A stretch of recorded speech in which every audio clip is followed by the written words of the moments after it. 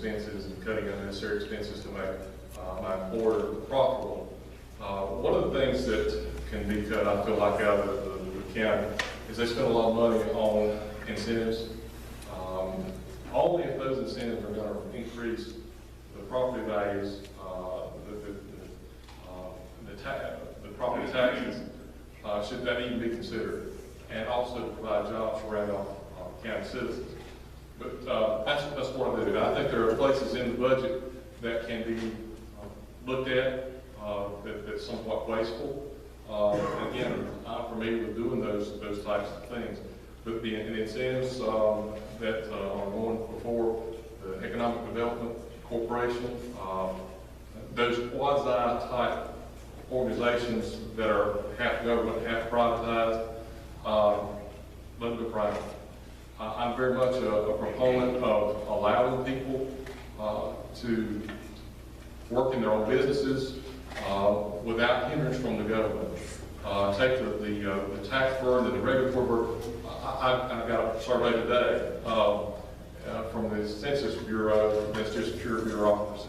But by federal government, by law, you have to fill that out. It doesn't do anything. It doesn't help my business create any more widgets or machines or anything. It's just pure bureaucracy. And I hope that I will be able to go into the county commissioner's seat and to lead those type of efforts to kind of look at the county budget and go through it and trim what's there. And like I say, I think the incentives is one area that can be trimmed. And I'm sure there are others. The budget, I think, Mr. Youngblood said something about 400 or 450 pages. I got the condensed version, it's 56 pages. So there's a lot in there.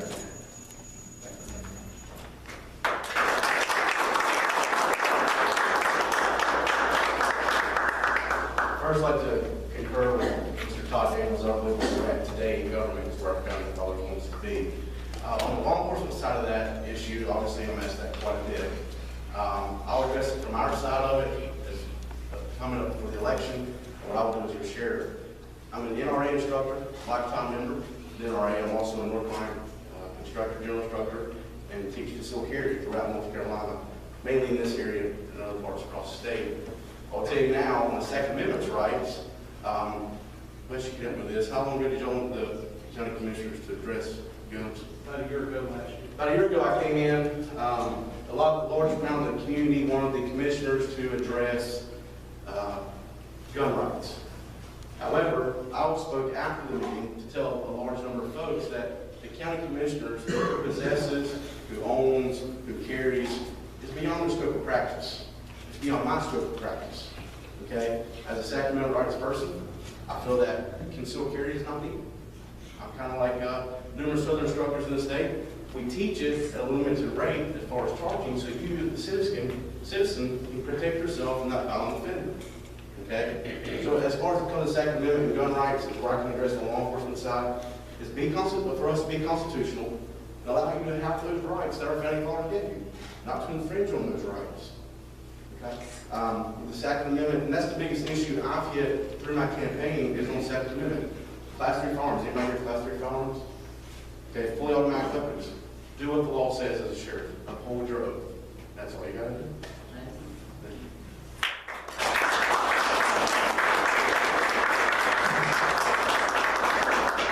We're going to let you sit out because the next series of questions are for the county commissioner candidates. So you can get a little break here if you don't mind. That's good.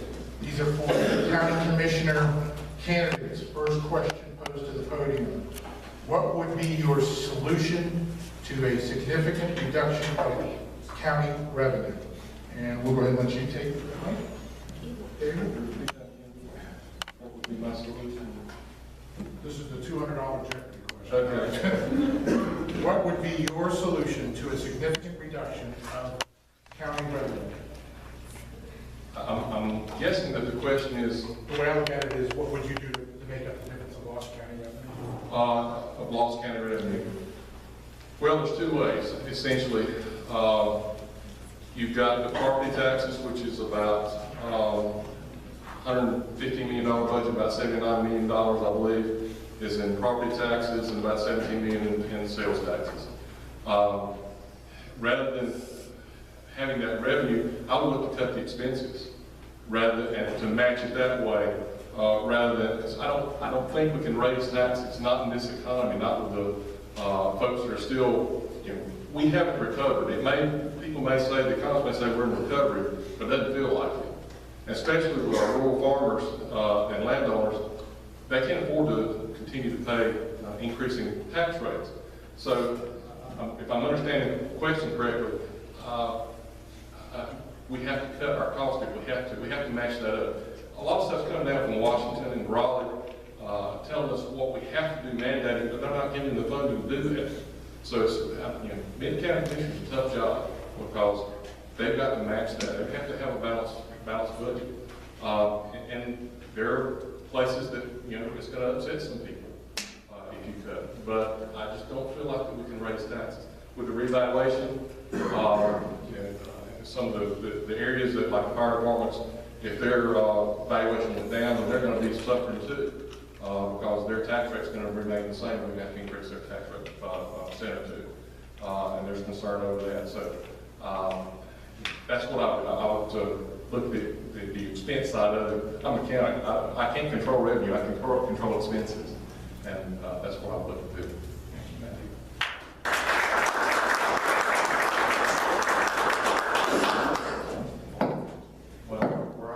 School, when our enrollment is up, it's wonderful, and it's down, you got to make hard choices. And let's just be honest, and Mr. Allen's dead on. First thing you look at is what are we spending, and how do you control what you're spending. It's not necessary, we cannot spend it. I think there are some couple options out there. We offered county commissioners to do away with some of the burden from Raleigh by giving away some of our sales tax to pay for those things. They signed it over. They return, they got out of some of the things that the state required, and they added to the sales tax when the RCC went through the development unit here in the last few years. And I was asked a great question last week: why can we not do something like that instead of raising people's property taxes? Because that means every person that comes through Randolph County, and I may be dead wrong on this, but every person that comes through Randolph County, if they come to visit the zoo, they pay that percentage. The illegal that's here, who's living here and working a job, or he's here illegally, he goes to Walmart and he pays the same thing. And I think it's a great thing that possibly if the legislature is not interested in, I think it's something we need to petition for. So look, a fair tax across the board to everyone that lives here and help increase the revenue of this area with him. But when you increase that, if that will allow an increased revenue, you can't increase the spending. The spending's got to stay the same, or the spending's got to go down. And that's my answer in a nutshell.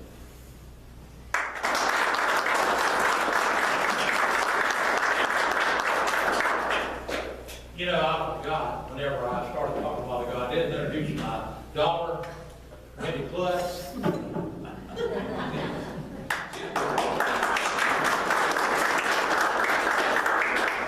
She's Director of Human Resources in Davidson County. She hires the school teachers in Davidson County. And she said she has an hour lunch. But anyway, getting back to the question. The thing about it, I'm a small businessman, and I've been a small businessman for 40 years. And I have to watch my budget, you better believe that. Like we all have to watch the budget. And I can't speak for a lot of different budgets, but I know my budget. We have to watch it very closely, even closer now than we ever had before. And all of you know, the prices of things are going up, and it's ridiculous. But we watch our budget to stay in business with. But some of the things that I think that's important to all of us is that we have to watch our budget too as individuals, because I've got a lot of senior citizens like myself that trade with Liberty Oil and Gas, and we work with those people, and we know all these things that we have to do because we are on a budget also, So these are important things that I know that are really important for us. And I will say this, our county commissioners, I think, have done a good job, really. I know Liberty's up here, 3 other counties, Alamance County, Chatham County, and Mecklenburg County, and all 3 of those counties almost double what our taxes are. check on it, you can find out, they're, Chatham just went up, almost, close to 75 cents. All of them are much higher than we are, so I've got a lot of confidence in the, I got a lot of confidence, in our commissioners, because they have done a good job, I feel like. And I want to continue to help them do that, because I know how to work a budget.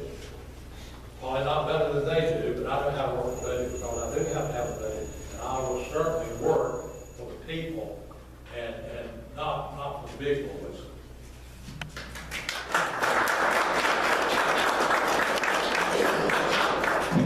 Even though he didn't have to, and the question wasn't addressed to him, Mr. Hicks wants to go ahead and address what he would do with budgetary issues with the sheriff's office. So go ahead. Thank you. I don't know why I'm answering this question. I'll tell you what my point is on it. As a sheriff's office, we bring in thousands, hundreds of thousands of dollars a year in asset forfeiture funding. If you don't know what that is, that's where deputies go out, make felony arrests on drug cases, our interdiction teams, things of that nature. In return, we get money back, 80% of that. Now, the thing with this funding is, it cannot take the place of line items, such as salaries, things of that nature, building issues, paper, stuff like that, okay? Some clerical things. In return, we can't buy equipment with it. Our jail, the jail can house federal inmates that we would make money on daily to house these inmates, in return, create revenue. Sheriff Mike in Capital County has an awesome facility for detention. It's going to be paid off in 5 years. What would usually take a county 30 to 40 years to pay off from housing, I think it's about 30 federal inmates. There's things we can do in the sheriff's office to generate revenue to cut costs. I will put this out here, our current sheriff just spent $750,000 on local command unit. He calls it drug money. It took tax money to earn it. It's tax dollars. I don't care what levy you put on it. It is our money. That being said, there's things we can do in the sheriff's office that bring revenue to the county. Obviously, it can't take line item budget, equipment, things of that nature. We buy equipment with it, but not salaries, things of that nature. Follow me on it? Can't cover other things. Thank you, Greg. Next question for the county commissioner candidates. Where do you stand on the mega site and landfill? I think it was touched on earlier, David. I'll take the mega site first, hopefully I'll do it in just a minute. It's just a bad idea for Randolph County. Property taxes will have to go up to pay for the services. And if you want to talk more about that later, I'll be glad to talk to you about the mega site. But it would create more taxes for Randolph County because they're going to have to provide services. To get some automobile manufacturing here, you're going to have to offer them incentives. And that means no property taxes for that entity for probably about 30 years. You have to provide fire protection, sheriff's office is going to have to provide protection, you're going to have to provide EMS. Property taxes will have to, so it will affect you. The opposite, or the proponents say it's jobs, jobs, jobs. My question is, how many jobs are going to go to Randolph County? It's built in Liberty, that's going to benefit Greensboro, pure and simple. It's not going to benefit the folks of Randolph County. It's being built for Greensboro. On the landfill, my understanding it was looked at to raise revenue. Somewhere in the middle, well, it's the contract's $1 million a year, which sounds like a lot, but the budget's $114, $115 million. That's just a drop in the bucket, and does not cover the liability that you're going to have for 100, 200, 300 years. That as far as liability for lawsuits from people who are affected directly by it. You've heard the coal ash spill in the Dan River. You can imagine what something like this would do to the Deep River and that basin through there, and what the cleanup is going to be there. The cleanup for Duke is just going to be astronomical, and I can't imagine what it would be if these landfill items leach through. No system is foolproof, especially over that period of time. So I would be against both.